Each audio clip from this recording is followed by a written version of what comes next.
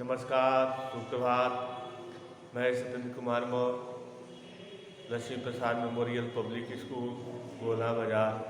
आज हम सभी लोग कमलेश्वर जी द्वारा लिखित जाज पंचम की नाक नामक पाठ का अध्ययन करेंगे। जैसा हम सभी लोग जानते हैं कि जाज पंचम की नाक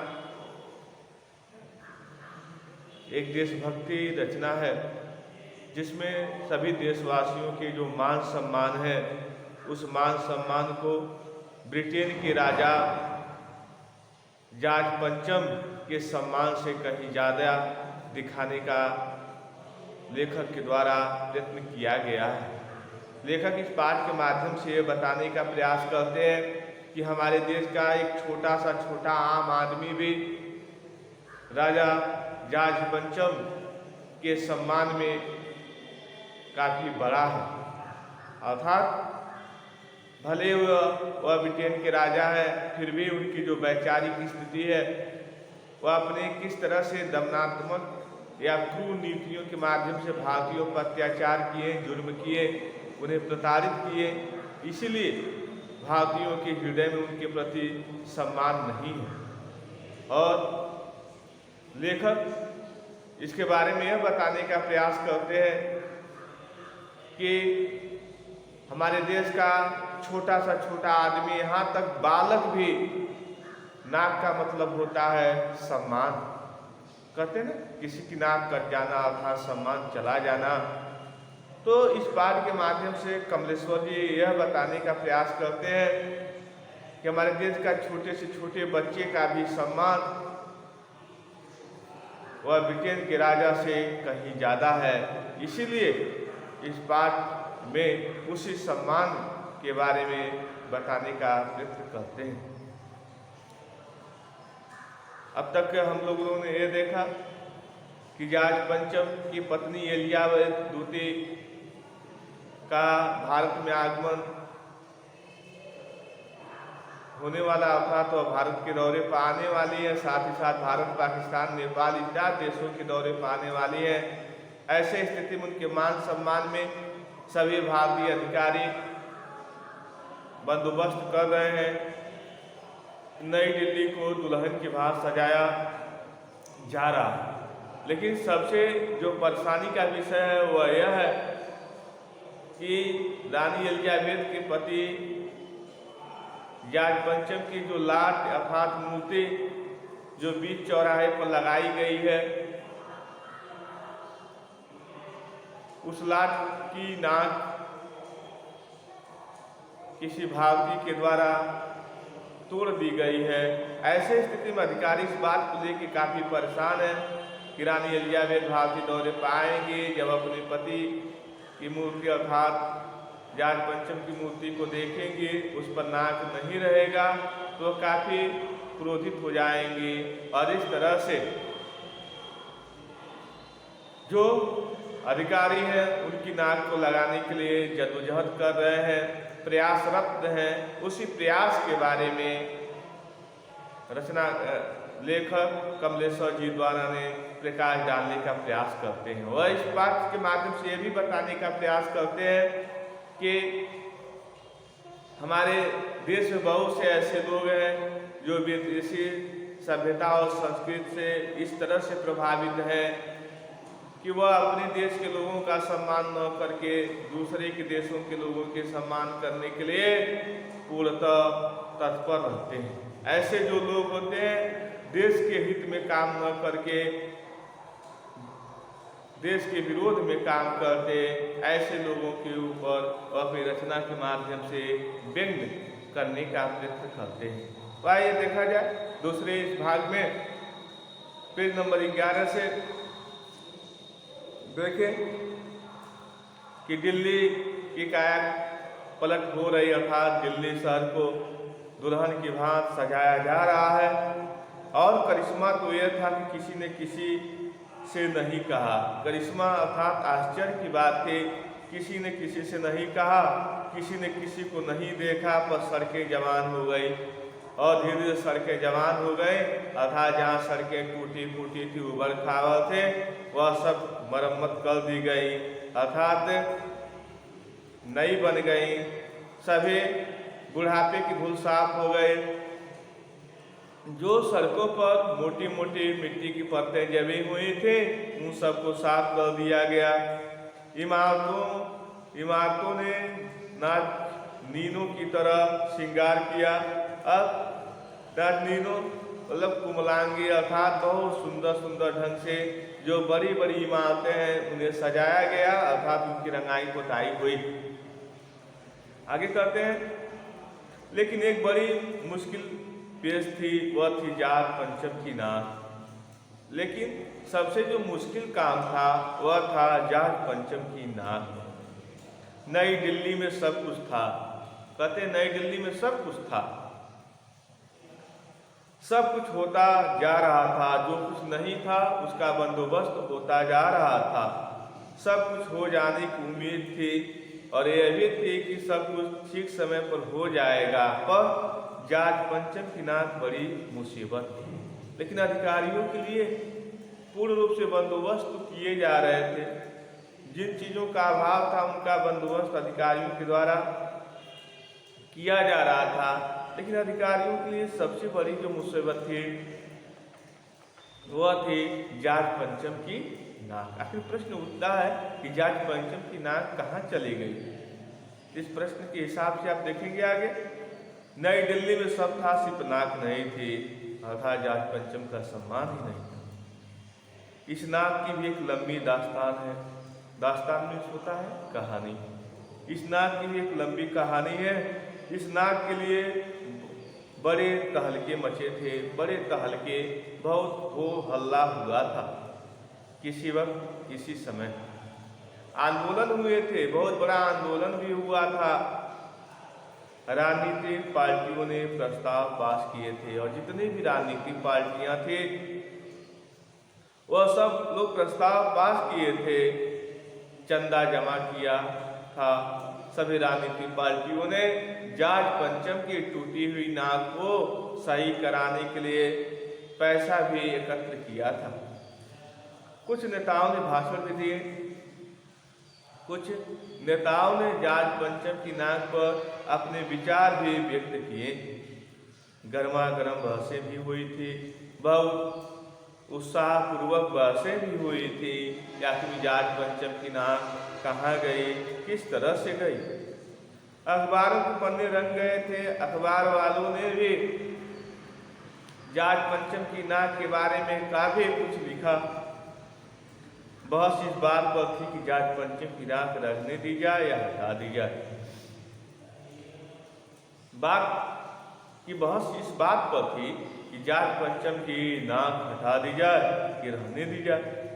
और जैसा कि हर राजनीतिक आंदोलन में होता है, जैसा हम सभी लोग हर राजनीतिक आंदोलन में देखते हैं,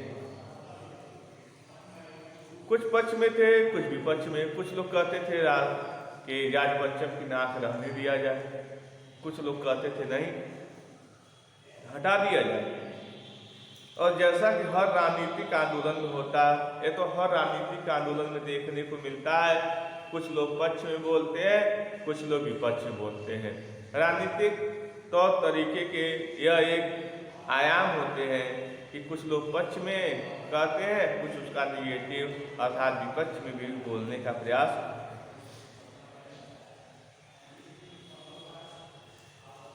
और जिन तक नाकों के देखिए फिर से ये आंदोलन चल रहा था जाट पंचम नाक के लिए हथियार।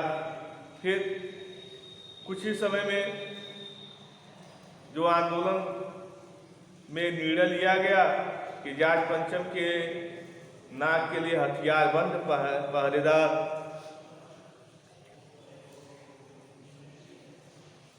तैनात कर दिए गए थे। क्या मजाल कि कोई उनकी नाक तक पहुंच पाए, और इस तरह क्या मजाल, इसकी हिम्मत उनकी नाक तक कोई पहुंच पाए। हिंदुस्तान में जगह जगह ऐसी नाकें खड़ी थी और जिन तक लोगों के हाथ पहुंच गए उन्हें शान शौकत के साथ उतार कर जाए घरों में पहुंचा दिया। और इस तरह से हिंदुस्तान में बहुत ऐसे नाक खड़ी थी जिन तक लोगों के हाथ पहुंच गए, लोगों ने उसे उतारा और अजायब घर में अर्थात जहाँ पर वस्तुएं विलुप्त हो जाती हैं, रख दी जाती हैं, वहाँ पहुँचा दी गई। कहीं कहीं तो शाही लाटो मतलब मूर्ति की नाकों के लिए गुरिल्ला युद्ध होता रहा। कहीं कहीं कि शाही नाकों के उतारने के लिए गुरिल्ला युद्ध भी होता रहा था। गुरिल्ला युद्ध क्या होता है? छिपकर पीछे से वार करना, गुरिल्ला युद्ध के नाम से जाना जाता है। उसी जमाने में यही हादसा हुआ। कहते हैं उसी जमाने में यही हादसा हुआ। इंडिया गेट के सामने वाली जॉर्ज पंचम की लाट की नाक एकाएक गायब हो गई। कि जो इंडिया गेट के सामने जो जॉर्ज पंचम की लाट लगी हुई है, उस लाट पर से उनकी नाक गायब हो गई। हथियारबंद पहरेदार, उस मूर्ति को रखाने के लिए हथियारबंद पहरेदार लगे हुए थे, अपनी जगह पर तैनात रहे और अपनी जगह पर रुके कि रुके रह गए, और नाक क्या हो गई? गायब हो गई। गश्त लगती रही और लाट की नाक चली गई, और इस तरह गश्त लगती गई तथा रखवाले गश्त लगाते रहे, घूमते रहे, अंत में नाक चली गई। रानी आए और नाक न हो। लोगों ने विचार करना शुरू कर दिया किस बात का? कि रानी आए तो नाक न हो। जब रानी आए तो नाक न हो तो क्या होगा? एकाएक परेशानी बढ़ी, लोगों की परेशानी बढ़ी। किसकी परेशानी? अधिकारियों की। ये बड़े बड़े सरगर्मी शुरू हुई। सभी लोगों ने अपने अपने विचार व्यक्त करना शुरू किए। देश के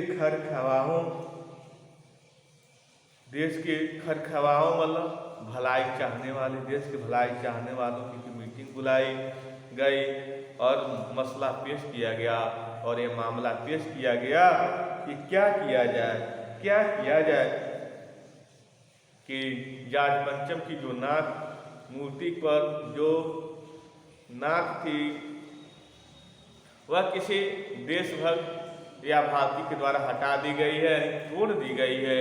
उसकी कैसे बंदोबस्त किया जाए, कहीं व्यवस्था कैसे की जाए। सभी सहमत थी कि अगर एक नाक नहीं है तो हमारी भी नाक नहीं रह जाएगी। यदि इनकी नाक नहीं है तो समझिए हमारी नाक भी नहीं है। अर्थात सभी लोगों ने अपने अपने विचार प्रस्तुत करने शुरू की। उच्च स्तर पर मशवरे हुए, उच्च स्तर पर लोगों की मीटिंग होनी शुरू हुई, दिमाग खरोचे गए। सभी लोगों ने अपने अपने उपाय कुछ न कुछ बताना शुरू किए, और यह तय किया गया कि हर हालत में इस नाक का होना बहुत जरूरी है। और मीटिंग ने यह फैसला लिया कि कैसा भी हो, किसी न किसी हालत में इस मूर्ति पर नाक का होना जरूरी है।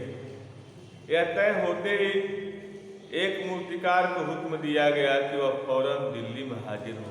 यह जब तय हो गया तो एक मूर्तिकार है, उस मूर्तिकार को इतला दिया गया, सूचना दी गई कि आप जल्दी से दिल्ली में हाजिर होइए। मूर्तिकार एवं तो कलाकार था। कहते हैं मूर्तिकार तो आप वास्तविक कलाकार था, पर जरा पैसे से लाचार था। लेकिन ऐसा लग रहा था कि मूर्तिकार पैसे से लाचार था। आते ही उसने हुक्कामों के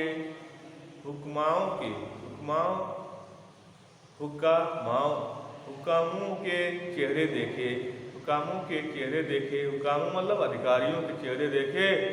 अजीब परेशानी थी उनके चेहरे पर, अजीब तरह की परेशानी दिखाई दे रही। उन चेहरों पर कुछ लटके, कुछ उदास और कुछ बदहवास थे।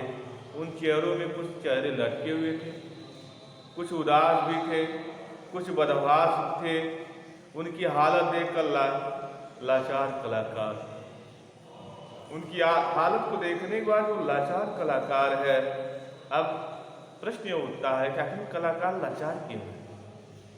तो कलाकार लाचार इसलिए है क्योंकि उसकी अपनी कोई निश्चित आमदनी नहीं है। पैसे के लिए वो लाचार है, अपनी जीविका को चलाने के लिए लाचार है, इसलिए वो बेवश है। कलाकार की आंखों में आंसू आ गए तभी एक आवाज सुनाई दी। कलाकार सबको देखता है तो उसकी आंखों में आंसू आ गए। तभी एक पीछे से आवाज सुनाई दी, मूर्तिकार जाज पंचम की नाक लगानी है। तभी एक आवाज सुनाई दी मूर्तिकार को। अब कोई कह रहा है, मूर्तिकार जाज पंचम की जो लाट है उस पर नाक लगानी है। मूर्तिकार ने सुना और जवाब दिया, नाक लग जाएगी। मूर्तिकार ने कहा, धैर्य रखिए, धैर्य को बना के रखिए, विश्वास कीजिए कि मैं इस मूर्ति पर नाक लगा दूंगा, पर मुझे कुछ मालूम होना चाहिए कि लाट कब और कहाँ बनी थी। लेकिन थोड़ी सी मुझे बस जानकारी चाहिए कि यह मूर्ति कब और कहाँ बनी हुई थी।